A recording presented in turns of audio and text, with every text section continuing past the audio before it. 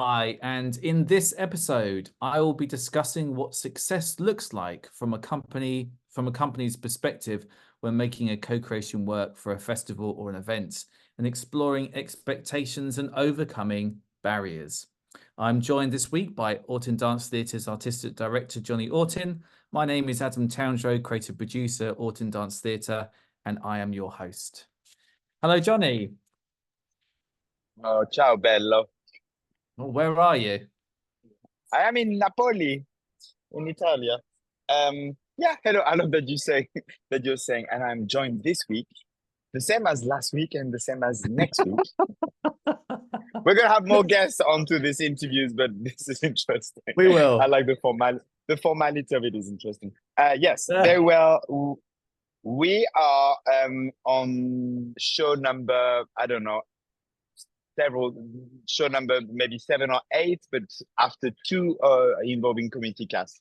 So two shows have gone through in our process of co-creation involving local communities. We had one in Stratford-upon-Avon, another one in Grimsby a couple of weeks ago. That's where we are in the Action Research 2024. Fantastic. So today we're talking about success, and what I would like to explore a little bit is I've got some questions. Perhaps it would be enlightening for people to hear a little bit about what the expectations might be when you're working or when you're pitching perhaps a co-creation. So here's some of the questions for you. I'll start with the first one. Were you informed? Let's say, so I want you to think about the ones that you've just done, so either Grimsby or in Stratford. Were you informed of the festival's expectation on the amount, so like the quantity of participants for them to say this was a success? Uh, no. So it's quite interesting. Every time we're having programming conversations or with the festivals, with our touring partners, they kind of come to us and just to go, what do you want in terms of the workshops and the outreach events, or the how big do we want a community cast to be? And my answer is always there's always room for more.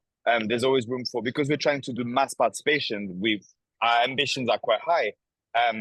But we're trying to manage what is feasible, and we're always at the moment we've always been falling short on terms of what the vision could be, which is probably a good thing because that gives us time and space to refine our processes, whether it's around health and safety or crowd management or even just the artistic product of the choreography or the procession. But no, they never go, Otin, we want you to do a 200 people mass movement participation that's going to go from that point to that point. It's more of a collaboration.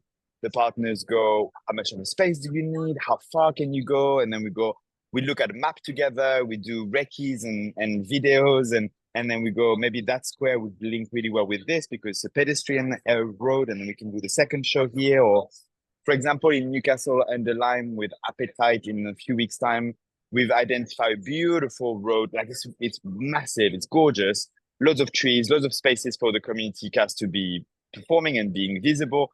And there's one moment in the street where there was not a space for the hamster wheel. So we ended up just taking a little side street, and there was a beautiful triangle, a public space triangle where we're doing the hamster wheel, and then we'll join the route.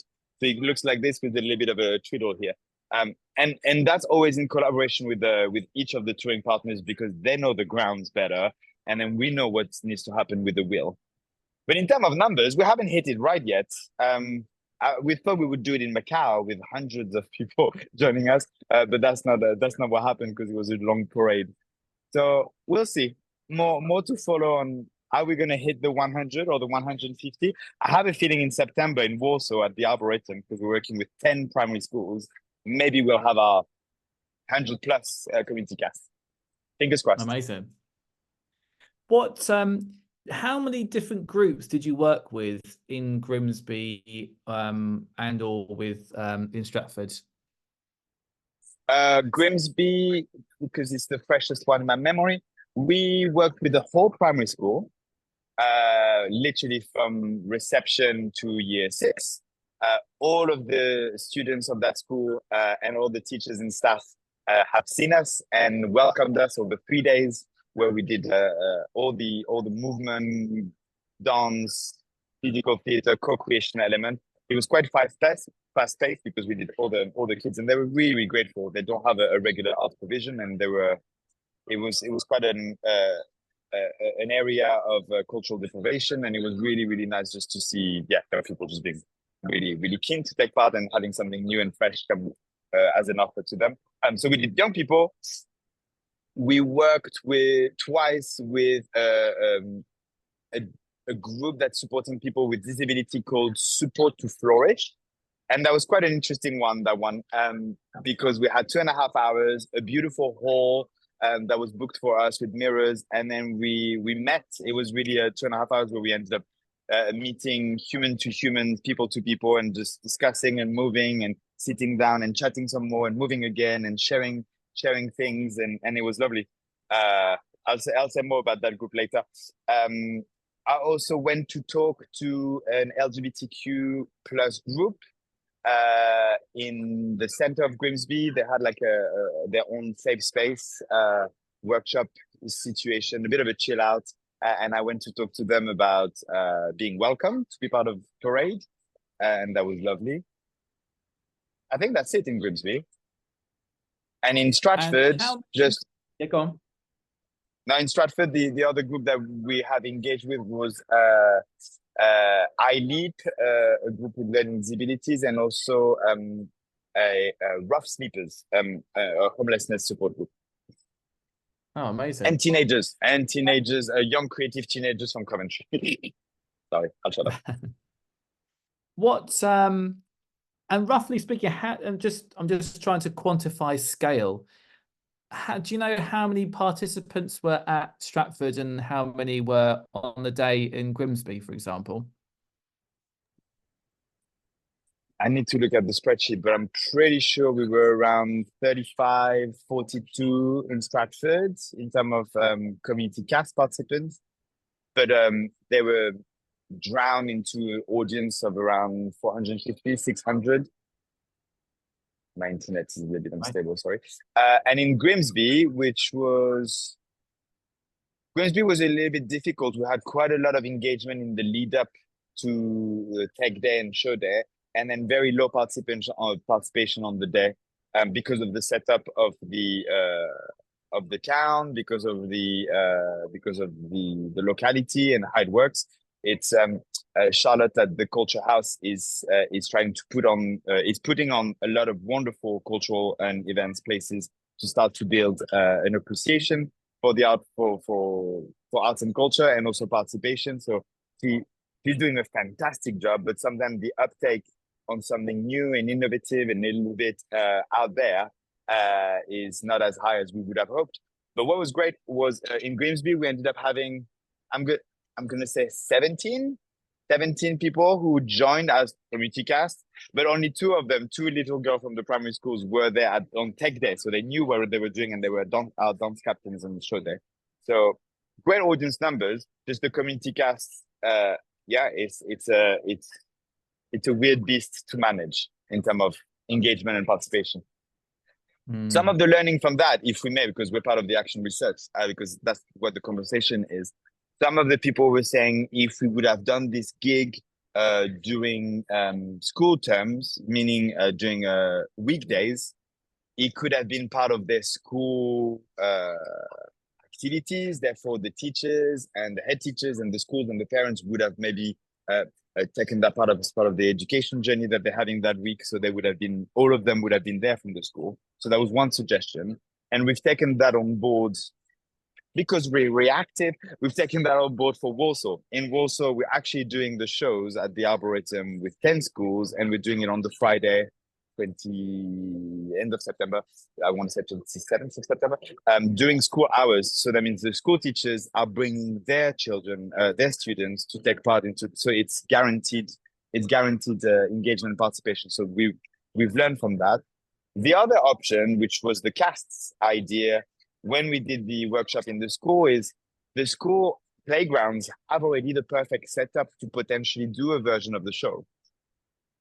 to show them Mm. the will. If anything, if it's not community cast or mass participation, if anything, for all the children to see at school assembly or at lunchtime or at the end of the day, to actually see the wheel in action and just to be inspired by the scale and the performance. We've done that in Great Yarmouth last year with Out There, and I thought maybe in Grimsby that would have been a good a considered audience engagement. So something to take on board for the next few gigs.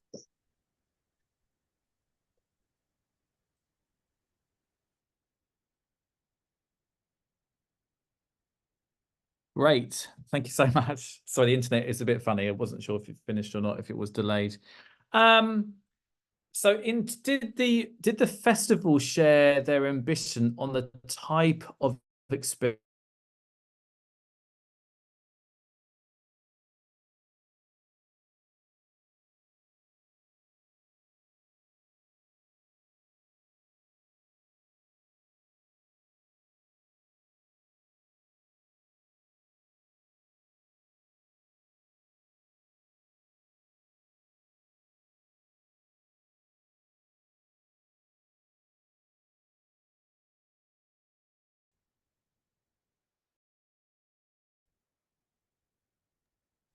We're back. Adam, can you hear me? We're back. Yes, we are back. Did you hear that question, Johnny? I heard, no, can you repeat it? I heard the beginning, but then my internet dropped, sorry. Listen, did you hear the question? No, I heard the beginning. If you can repeat it, that would be great.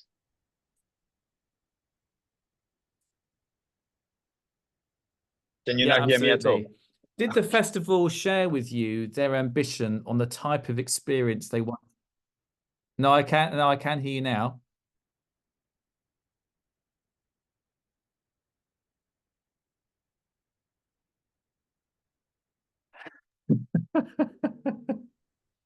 There's like a 45 seconds annoying delay. So the type of experience for their audiences or their participants? I'm not too sure. Yeah, of their participants. No, those are really good questions, but I feel like they've always been guided by what we were proposing. And it was always something Right. around inclusion and access and I think most of the partners are always pleased by what they offer, like what we said we would like to do this with your participant. This is going to be the experience. We're going to have our signature check-in and check-out and a light little warm-up and then co-creation and discussions and evaluation and obviously participation on tech day and there will be tea and biscuits and snacks and lunch on show day. So we kind of tell them our big dream for their experience. And I feel like the partners are always like, great, fantastic, couldn't have hoped for better. Go ahead. So it's interesting now, but it's interesting that you're asking me what they want, and maybe the reflection is to go once we've just gone with our tsunami of artistic and experiential ambition, just to go, what are your priorities? What are the things that interest you the most? Because it could be about legacy, or it could be about well, actually we really want their data because we really want to be able to engage with them further, or I don't know. I think it's interesting. That's a nice way to just go out of what we're gonna offer. What's the thing you're really, really keen on? Something to consider. Because we're a little bit Because I think ambitious. Yeah, I think like the actual product, the actual show, the participation, there is many moving parts that get held by different groups and people, and obviously those experiences are super important and valuable. And I guess it's just whether they're sort of tangible things. Are there? So I just wonder about whether there are important questions to be had once they're sold on the show, or whether these are questions that festivals have or don't share, perhaps, because then it also shows. So for a good example is, we have a barrier, and the barrier is this, that we are not getting this type of group to engage. So we can say, well, we can see we achieve that goal because we got engaged X, Y, and Z. And I think sometimes it can be about whoever does it, great, and that's great. But there's not like perhaps an organization with a real drive into providing, those cultural experiences that are about participating in something that has the company leaving the legacy, that there's a continued conversation about growth and depth of culture within areas rather than sort of one-off projects. Yeah, I think no, you're right. It's super interesting. I think the between the lines conversations that we're having is the partners want to widen their participation, widen their engagement. They're not necessarily focused on one specific characteristic community or one protected characteristic group, but it's mainly can we engage the people that are not engaging with us, or can we engage with communities that are not already engaged in regular cultural and arts activities? That's kind of like the baseline. And then when we're not specialized in inclusion, we work a lot with disabled artists and deaf performers and deaf communities, young people with different walks of life, but we're not specialized in one in particular. If we work with a deaf group, we'll be bringing BSL interpreters, and we know how to manage this in the room. But we're not a deaf-led company, or we don't have that specialism. Or when we work with different disabilities or people who have different lived experiences, we're not specialized in this, but we have enough of understanding of what access and inclusion means to be able to cater for that group on a baseline level that is great for engagement, but we're not specialized. So just to be clear, so I think they like that approach because it's wide enough that means some specific groups can be coming onto this journey safely. So I think that's the main conversation. No one has gone, we don't really engage with queer communities. Can you go to talk to different? We've gone that out of ourselves. We've gone, who do we represent? Who do we want to see more of? And then we've kind of helped them target some of the community groups that were like, those are not necessarily represented in the arts or in this type of project. Can we go out of our way? But in every location, it looks different. Oh, absolutely. And this sort of follows up to the next question. Were you ever informed of any barriers that you might face with some of the groups that you engage with in Grimsby or Stratford, for example? Yes. So we knew because we have quite an extensive communication with each of the group leaders. When the groups are performed, like they were in Stratford, that's fantastic. When it's a bit more of an open workshop, when it's like, you're not part of any group already that we're engaging in, and we're opening up to intergenerational communities, come as you want to find out. So we have those options in some of our activities where people can just turn up and just figure out what's happening, and they sign up if they want. So those are a little bit harder to negotiate because we don't know the particulars of each individual.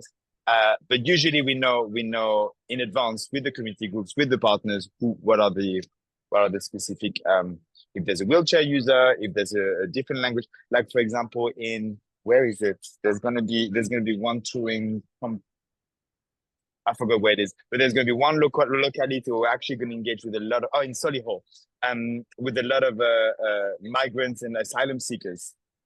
So we know that we're going to need some translators. We know we're going to need some support workers. And that's actually quite exciting because they're really engaged, and we know they're going to be there, and we're ready to deliver really considered engagement with them. So usually we know, but we're ready for anything. Lovely. Thank you very much for that one. That's very clear. How were the groups communicated with at Stratford and Grimsby? Was that down to our team, or was that primarily them? And whose responsibility is it at the end of the day?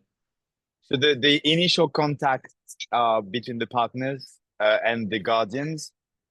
So they do a little introduction of the offer. It's always a free offer. It's always a supported offer. It's always a flexible offer.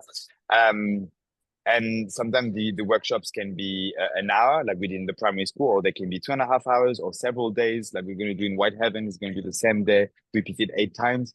So it's mainly the partners and the guardians that just do the initial communications. And once the groups or the leaders or the individuals are showing interest, we then follow up with phone calls. No, sorry. We follow up with phone calls, emails, more information, so people have like the operational plan, or they know what time, where, what to wear, what to be expected, and also we ask them what support they need.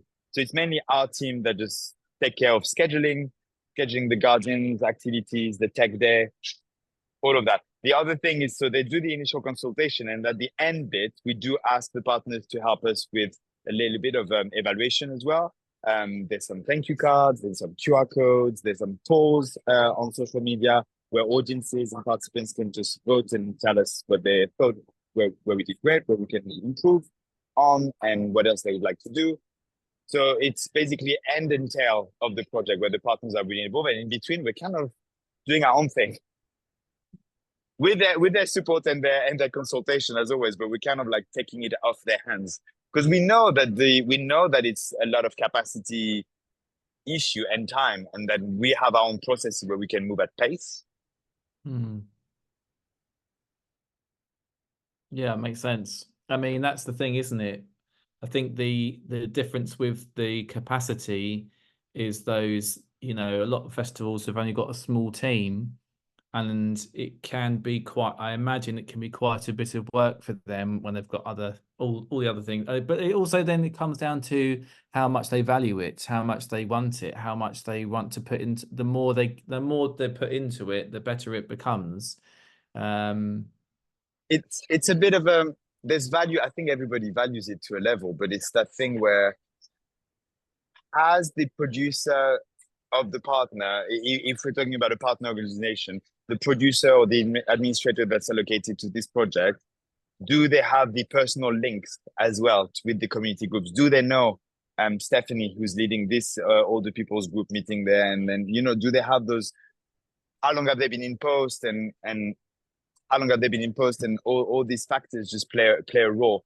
What we found so far is the theaters, or the people who have a place, a building, actually, because they have regular engagement, it was much easier to plan in advance, just to go, well, these groups meet, so we could just book the workshops and the outreach engagement way in advance. Where are other places where it's just a bit more of an MPO or a CPP, who we're trying to, it's a little bit more at the last minute where things come together, and either are possible. Yeah, that makes sense. Last thing I want to talk about, because we talked about from the festivals, and we'll hear from a festival hopefully in another episode. We talked about the communication, what success looks like with that. The final part is about the guardianships, and what would you say has been a successful guardian engagement? What does it look like? And did that perhaps, were the guardians at the RSC and Grimsby, did they sort of fulfill that sort of expectation, less or more, or the same? Yeah, I should mention Tori, because she's been a wonderful friend, colleague for some years, and she's really, I'm seeing her in her full glory as a dance educator, as a community leader through this project. So it's really exciting to have had this opportunity to work with her. Tori Drew. She's local to us, so she's been able to see the ins and outs a little bit more. And now we're having a lot more tour dates towards the end bit of the summer in Solihull and Sandwell and Warsaw, where we can bring her back as our local guardian for Birmingham and the Black Country, which is great, because that means her experience she comes with a lot more resilience, but a lot more adaptability and a lot more, skills because she's done it a few times. So I think that's a success story in a way. Then when the Guardians gets mentioned in the little hot takes videos after the show, when some of the participants just go, Tori was great. She adapted the move for me, and I could do this. And like that's really really cool. That's really cool. In Grimsby, I ended up covering a little bit for the Guardian myself, which was quite fun. And what success looked like to me then was the support to flourish young people with disabilities.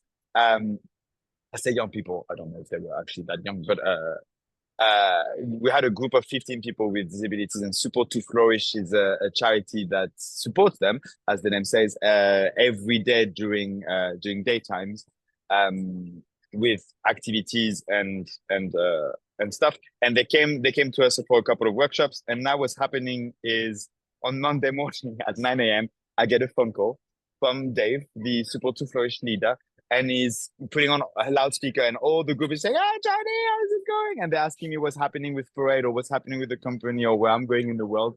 And they really wanted to keep connecting, and that's not something I asked, it's just something that's happening. And we had such a beautiful human connection during the workshop that, to me, that was successful engagement.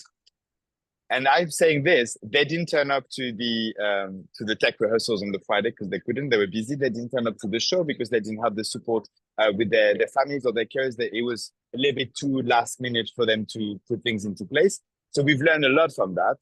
And despite them not coming to Parade, which was supposed to be the end game or the objective, I still considered that activity a success because of the quality of engagement. So yeah, it was very very heartfelt, very human, very what the project was about, and it didn't matter. It didn't matter that they didn't come to the show. It's a shame, but it didn't matter because it was important to them, and it was considered, and we learned a lot from it. And the other bit was Charlotte, the director of Culture House, came to the primary schools whenever we were delivering some of the workshops. And she sat down for a couple of hours and she just opened her eyes and she was like, oh my God, like she was just baffled by how much the young people were enjoying it, how much fun they were having, how free they felt to express themselves, but also in their bodies. And she knew that it was very, very rare for them to have those, which is a shame, but very rare for them to have those participatory activities. So seeing her face, for me, that was what success looked like.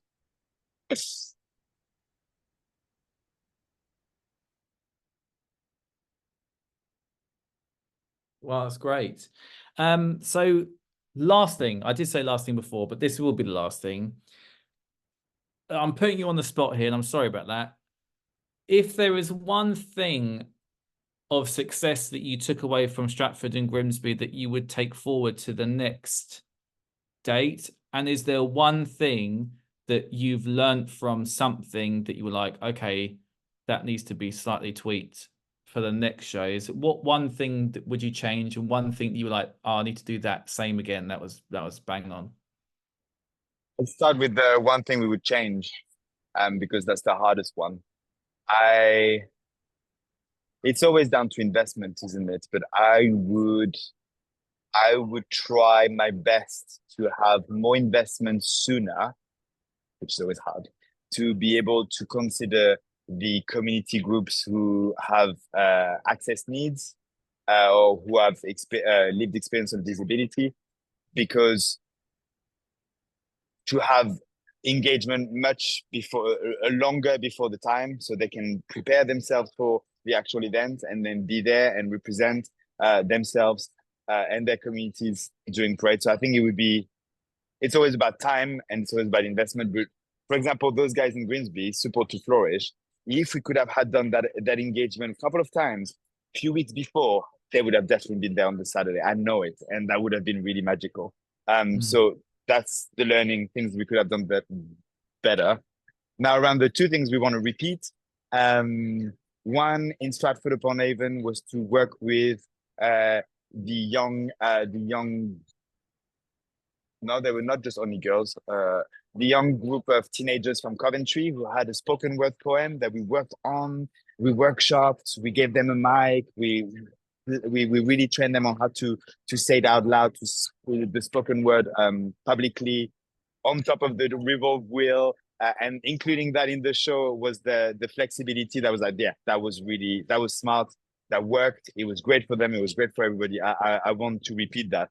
I want us to be open enough to go, what else do you want to offer? What else do you want to perform so we can include it in? I think that would be cool. I think we might do this in Hat Fair with Andrew's look up, look back, look forward celebration. So in Hat Fair, there will be some kind of mixed adaptability performance where it's hybrid, it's blending. But yeah, working with those guys in Coventry, young people's foundation, YPF, something like that, to give them prop. And in Grimsby, those two little girls who came during Tech Day, who were the only two out of all the hundreds of people we engaged with, who came to Tech Day after school. They came with their school uniforms. Blah, blah, blah. We used them as dance captain the day after, and that was fantastic. They were really proud of being the leaders. We've been there. We know they were holding the ropes, moving the handkerchief, doing the dance. They knew everything. Like, they were really empowered. That was really cool. But what was cooler was during Tech Day, we ended up having a bit of spare time because there was not many people to take care of. So we ended up putting them on the wheel, and then discovering that they were actually really able, and they stood in the middle of the core and did what we call the Mad Max move. And then we put them on the hamster wheel safely with the whole cast, all 6 of us, just keeping them safe, but letting them play on the kit. And the mothers were like, that's a day they will remember for the rest of their lives. So that was like, oh my, if we could do this with everybody, that would be ace. So yeah, that was cool. I even encouraged the parents. I was like, they're really able. Make them do some physical activities, like some martial arts or gymnastics, or they're really, really able. And they were like, oh, really? I was like, yeah, just send them to, if you can afford to send them to the clubs. So yeah, that was cool. To the clubs. Wow, that's a wonderful note to end on. Enjoy the rest of your holiday. Episode 3, we will be speaking to a festival. We will bring in someone. We won't tell you who. Great. Surprise, surprise. Surprise. Maybe more than one. Maybe more than one. You never know. That would be good, wouldn't it, actually? Out of 15 tour dates, we can find a couple. I'm sure we can find a couple that will give their time. Oh yeah. For a little half an hour conversation. Amazing. Thanks for the question. Thanks for watching. Yeah, see you for episode 3. Bye. Bye for now.